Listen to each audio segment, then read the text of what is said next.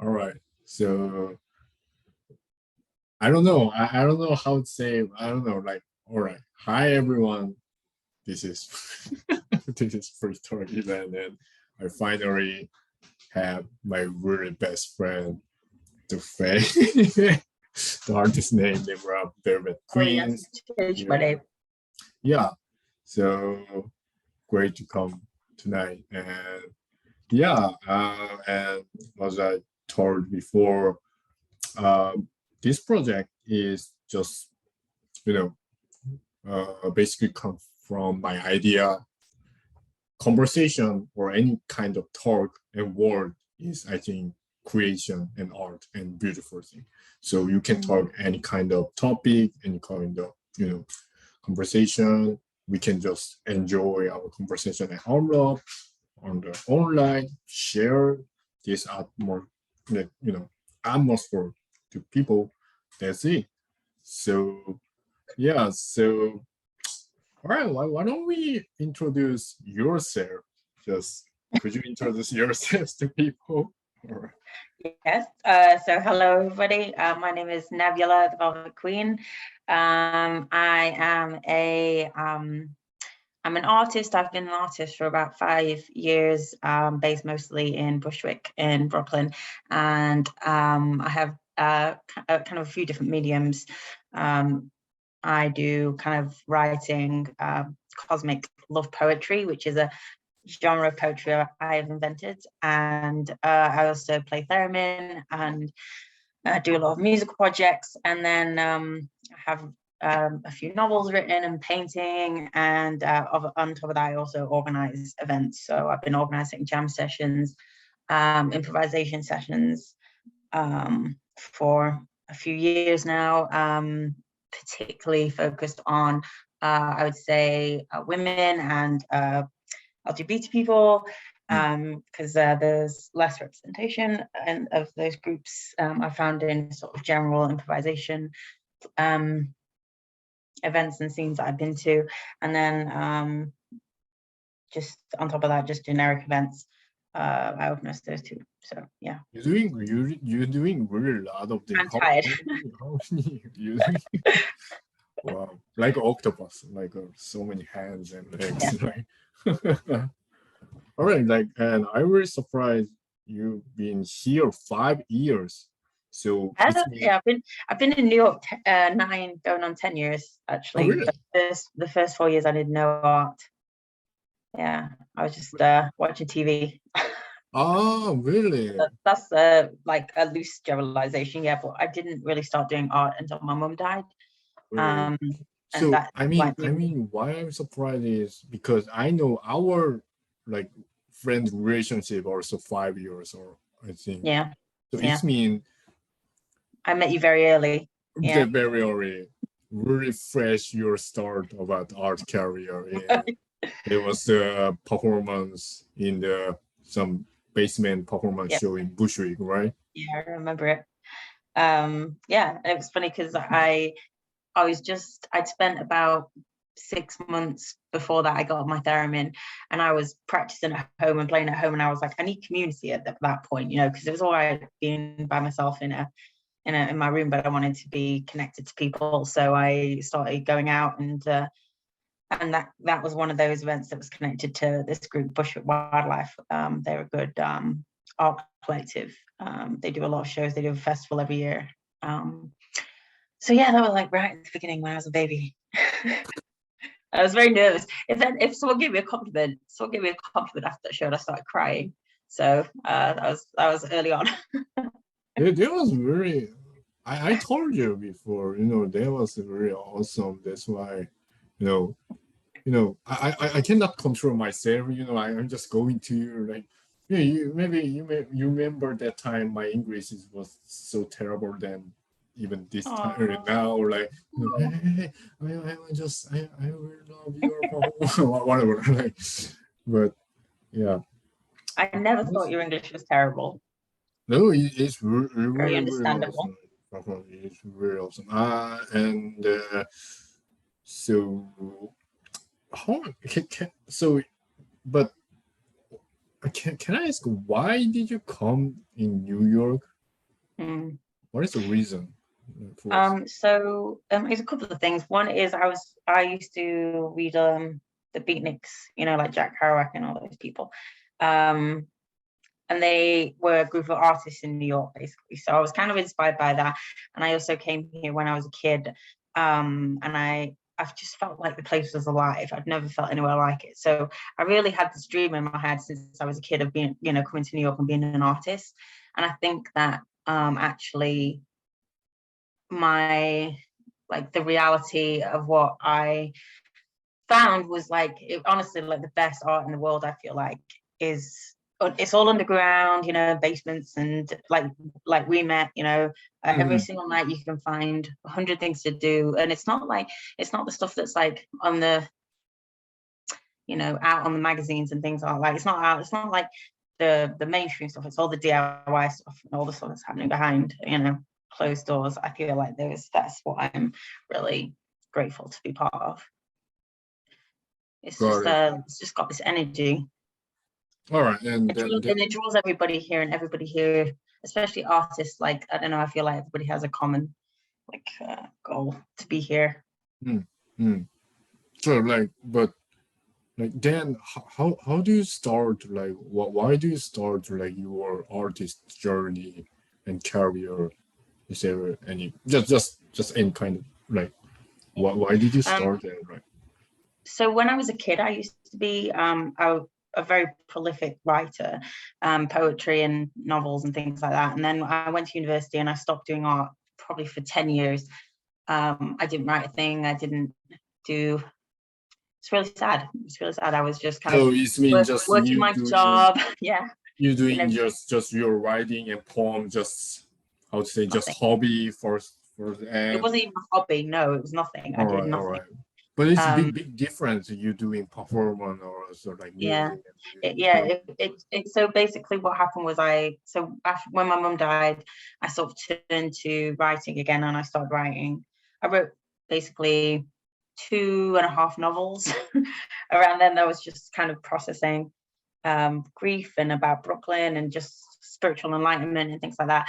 And then I started doing poetry again, and then I was doing sort of like this kind of space themed poetry, and I said I needed to do something with my hands that sounds like the universe. And then someone was like, oh, have you heard of Theremin? So I googled Theremin that day, and then I bought one that day. And that changed my whole life. And I ended up getting into kind of free improvisation, so just not composition. I'm more interested in this free element, and actually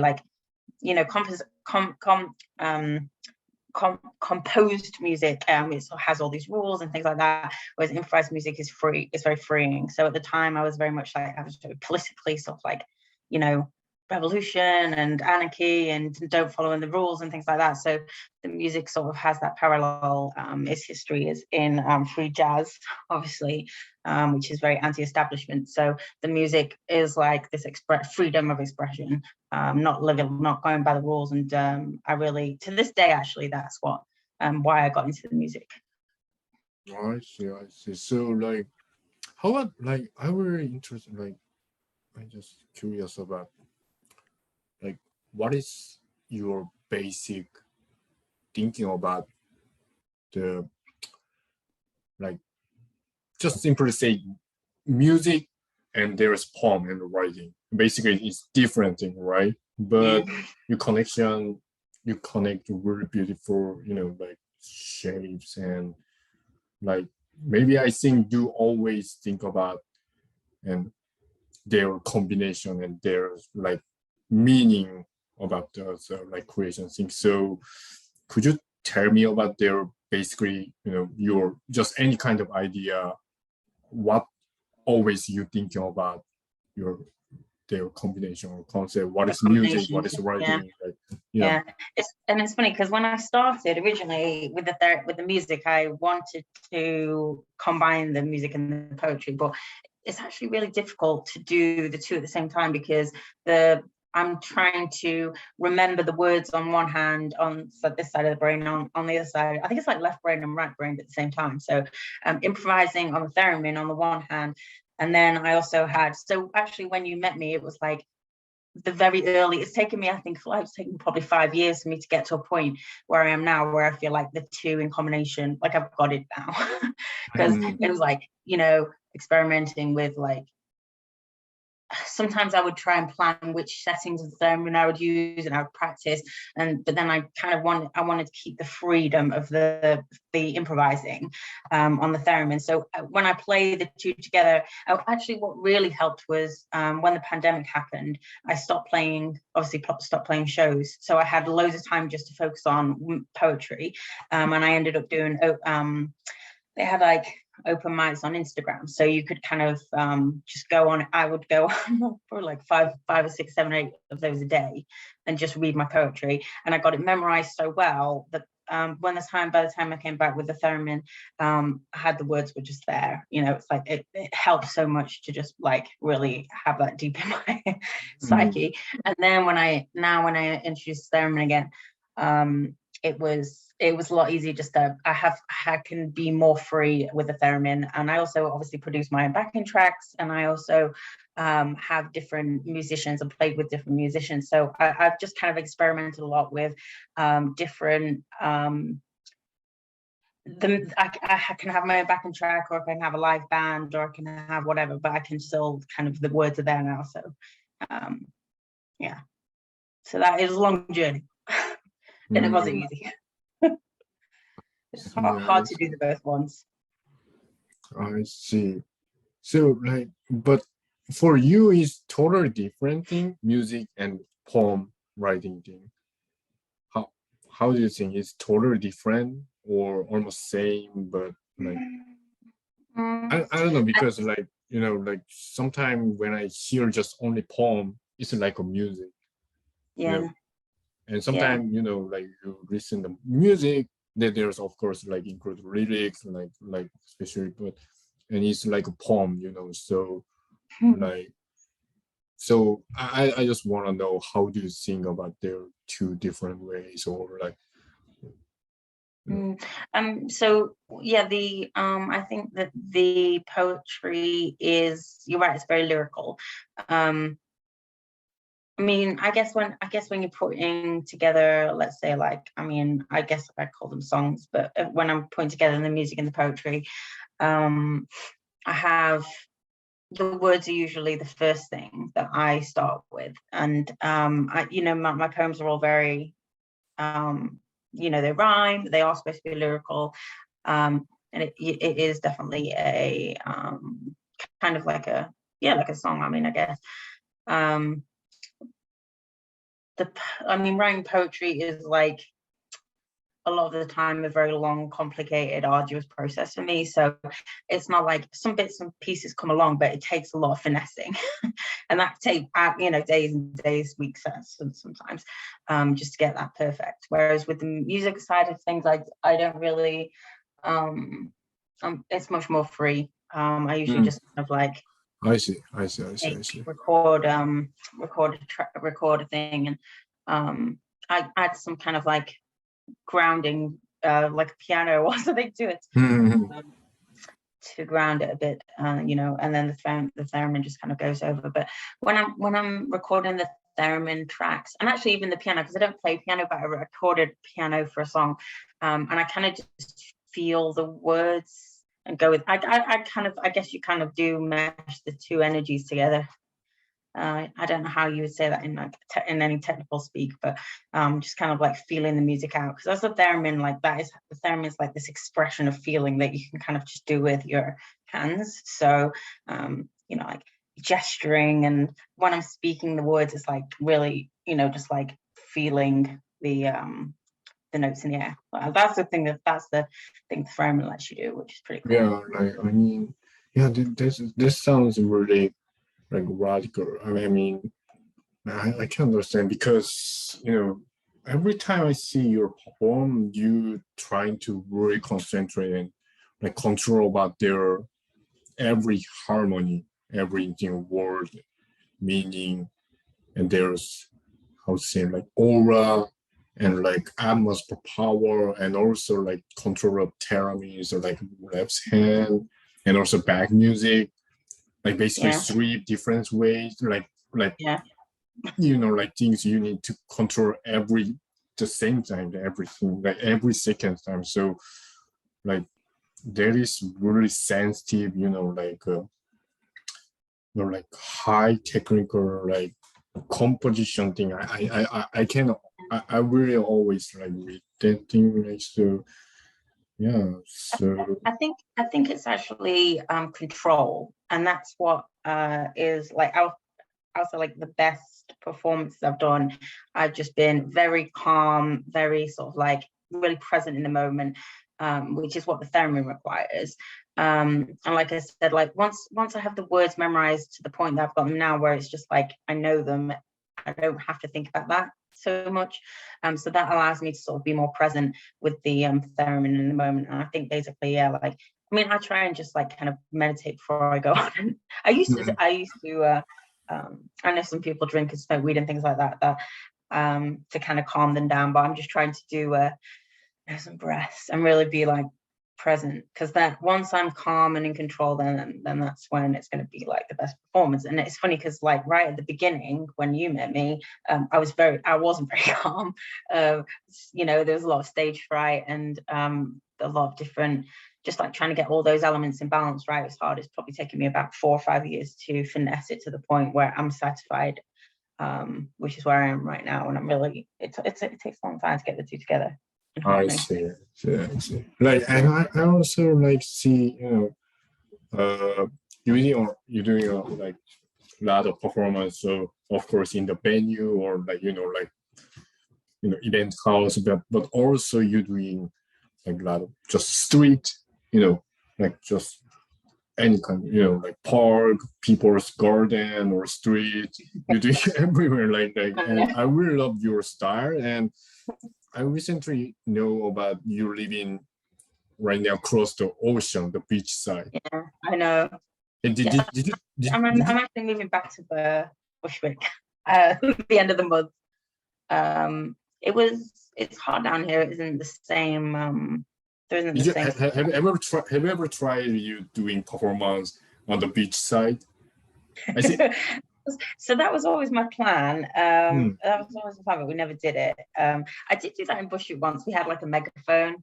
I saw the post. Yeah, I think once I get back to Bushwick, to be honest, what it was that there's a community down here. It's very Russian, Eastern European, and they already have kind of like art here. And I just didn't feel like it was the right thing to sort of like intersect, interrupt the culture of this place. It's got very strong cultures. There's like they have jazz and dances, and there's always art happening actually on the boardwalk, but it kind of felt a bit wrong for me to put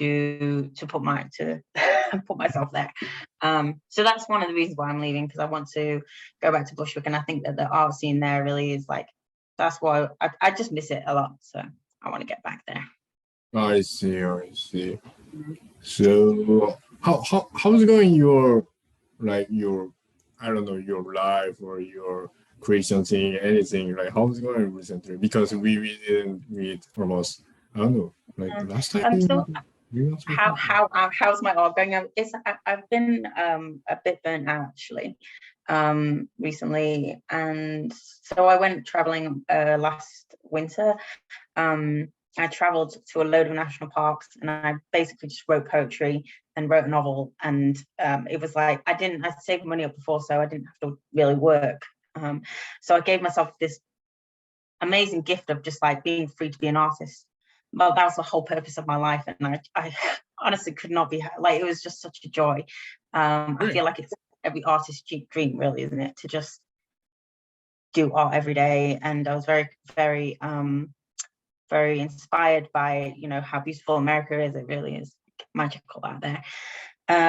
So I'm working on some poetry that I wrote from there, which I'm really happy with. And I'm at the moment writing a story about it's like the journey from Earth to heaven, but it's like through a fantasy land.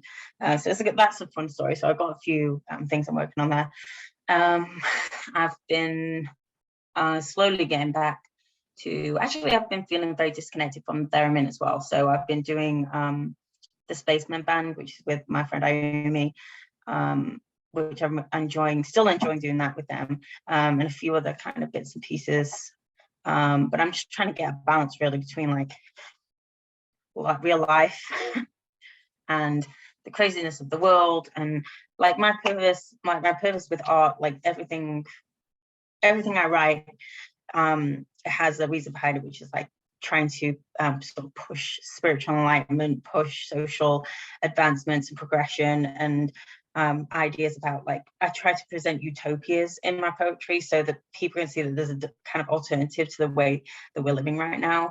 And I've been really struggling with like actually myself with having hope, because it's so depressing all the time. So I've been trying to like really remember the reason why I'm doing things, because I'm not really in it for the money, I'm not really in it for fame, I'm in it because I'm trying to spread a message, and I feel like art is the best way to do that. And that gives me the motivation to like get out of bed and go and to get myself on stage again, because I used to do a lot more than I do now, and I think it's a toll, and I think it's taken a toll on a lot of artists actually. A lot of people feel it. I think are burnt out and struggling to even do any art at all, to be honest. So I think just like trying to do like daily, like as much as possible, do at least one thing a day that's like artistic, even if it isn't writing, or if it is painting or something, and Yeah, singing a song. me also same. Yeah. Every day we should, like every day I need to have a plan, and doing every day different like mission, and my like goals, set a goal every day, every single day different, like this, like a like huge journey in life, like every single day. So it's the same as me. Yeah, it's a so and I will also like, before we talk about like sometimes, I don't know, like nowadays social system and like capitalism system, and like a little bit, like but of course my English is not perfect, so even I want to talk about really deeply, because I'm really interested about that kind of topic. But like sadly, my English is not like still that skills, but I'm trying to understand what people think about like relation with the like creation thing and the capitalism, right? Like, and what is the artist's passion, or if there's set any goal or something to, I don't know, like it depends on people. Maybe some people want to do their creation thing because they want to change world, or like people just like share their like vibes to people just for happiness, or share their sadness, whatever. So I think they have their different mind and setting goal for why do a creation thing. So how are you doing? How do you think nowadays, like social capitalism system and art creation like things? It is really, like hard to explain, because, as you can see, we have a lot of like experience. We cannot, expect like a COVID, a lot of, happening, like sad happening, like things, accident happening in New York, and also, like still Russia and Ukraine are like they do like war in the global situation. So, just I want to know about what you're thinking about your, creation thing, basically motivation to society. Yeah. I mean, I feel like it's every single artist. It's one of the great challenges. Sorry, I want sorry. Maybe I should more space, more like That's a great question. Like, no, get it. It's one of the great. I should do a question, but I always question just really big thing, like just throw a ball, really big throw, like it's so.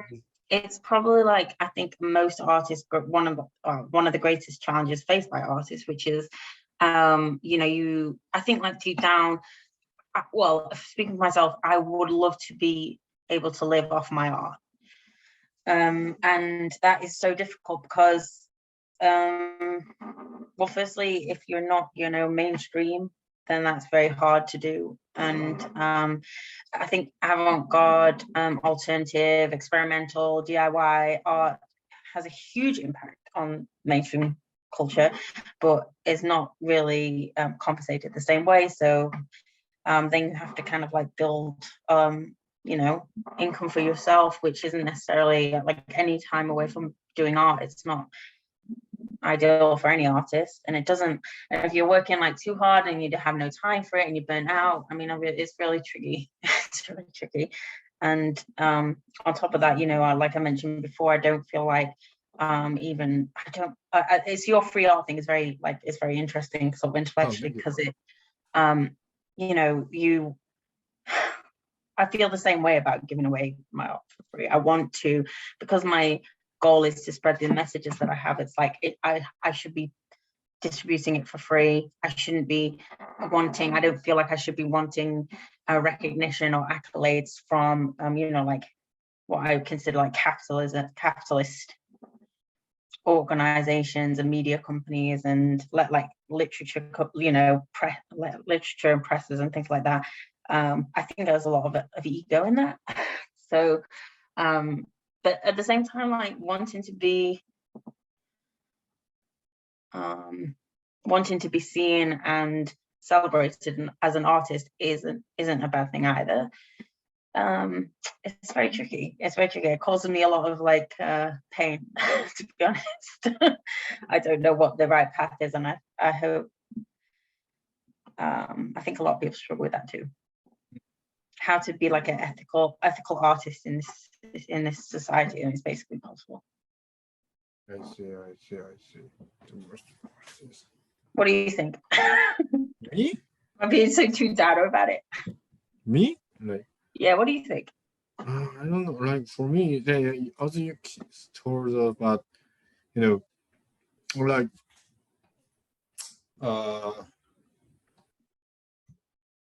for example, if you want to be an artist, so for example, you meet somebody stranger on the party or whatever, and we have a conversation, and always people ask, what is your job? Like what is your professional thing? And you of course you say I'm an artist.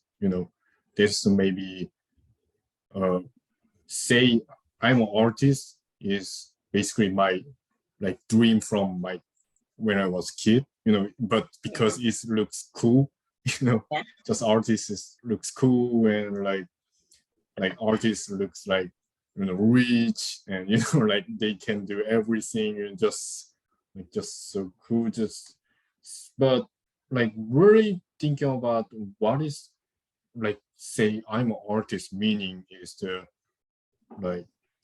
one is that they're just the surface point is kind of just showing us in the capitalist system one of the genre, just system thing, but I think nowadays, especially 2010, 2020, nowadays era is a lot of our philosophy and logical thinking about the shape of capitalism or shape of society is little bit melting. What we are believing thing is corrupts slowly, and hide secret thing is they show on the internet information, and so many people talking about that is right, that is fake, and people confusing about what is right or what is wrong. Even now, even for example, just COVID, the injection, the shot thing. Even nowadays, people are talking about, one people say you should shot, but other people say that is the poison. You shouldn't shut that, like that is the government behind the like secret thing. So, and still in like New York, like art scene, there's the like power system, there, for example, museum, the MoMA, Metropolitan Museum, like gallery system there, but still like underground and like net culture, people say there is only like power system, So do you know, like recently some like artists, the young artists, they throw something like chamber soup on the like Van Gogh like painting that they, I think that is like one of the like, like thing about what people are thinking about the art world and creation thing, Right, yeah. So yeah. So I think if you say, like, if you introduce yourself like, hi, I'm an artist, and people like when people hear about, oh, you're the artist, like maybe of course they say, oh, you're the artist, great, like, but they is like just like temporary start like conversation, but maybe their half brain is like, oh, it looks cool, but like also what is the artist and what this kind of people are doing, like what is so yeah. I think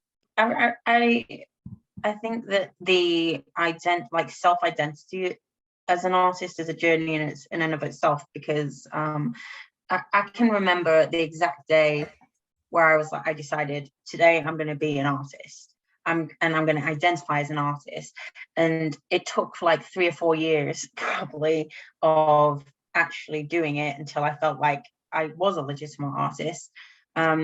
And that I like, the thing that really changed for me was my priorities. I still have the same job I had back then, but my priority is art. If I have a creative idea, that takes priority. If I have, that's just why I know I'm an artist now, because I still have to fight with my family about that recognition, because they just like, oh, she does this job, and it's like, well, the job's literally just paying for me to do the art in the evening, so I can be there. I'm working my job, then I'm working like 5 till midnight every night doing whatever I'm doing with my art stuff. So it's like I think that, and I think that it's actually quite unfair how in our society art isn't valued, even though everybody knows how huge culture and like art in general and culture is. Like imagine a society without any of it. Imagine your life without any art, and yet still an artist is seen as being, oh, you're chasing, you've got this fantasy that you want to get paid for doing the thing you love. I think it's actually really brave, to be honest to you, and not only brave but also very. You're brave. Really, I think you're brave. Oh, not me, but just no. I think just people who decide like to.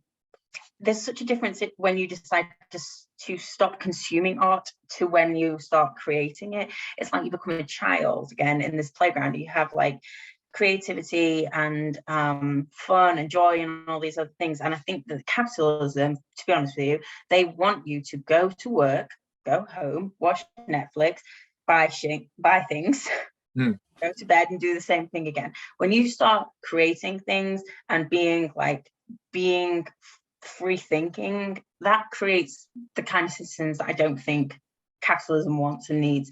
You're not interested in generating wealth. You're interested in generating ideas and thoughts and community and all these other things. So that's why I think art is very powerful, and I wish that we were compensated for the work we do, because I'll tell you this, the most hardworking people I know are artists. They don't get paid. They're working as like the PR. They're doing their own PR. They're doing their own flyers, publicity, trying to get. It's like endless the things you have to do for yourself as an artist. And on top of that, finding time to create things and share things. It's just it's like it's work. It's work. Right. And it should be compensated as such. I wish that there was sort of like. I just wish it I think a society should have the option to where you can pursue art and you are supported financially to do so, because it's such a huge component of our society, and it isn't compensated the way it should be. I see. I see.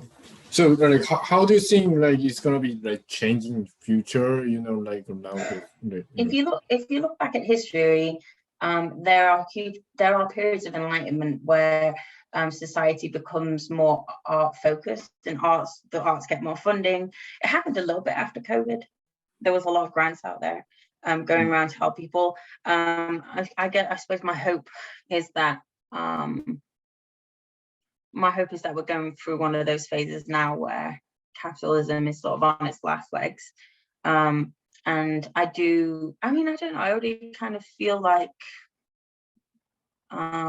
there is a revolution happening in art as we speak today. A lot of people always think that's happening, but I do feel like like for we're heading example, that way. what kind of like revolution thing do you think like I think it has to do with spiritual enlightenment, like the times where art is more held up and valued in the society, I guess will coincide with times of spiritual enlightenment. Like one of this, like the 60s is a good example. So there was like spiritual revolution, sexual revolution, all these different kind of like liberations happening. The anti-war I see what you're movement. talking about. So I think all that's happening now. It's like going on alongside like all of the different things that are happening now with like Black Lives Matter and you know, like all the unionizing that's happening, like the workers' movement, the women's movement. It's also even all of the war that's happening. I guess that all goes into it too, doesn't it? I think like a lot of us are watching all the war stuff happening, and like there is a big anti-war movement as well. I see. So hopefully now. Oh, I will send you like other link because it's gonna be like end 1 minute. So see you soon. All right.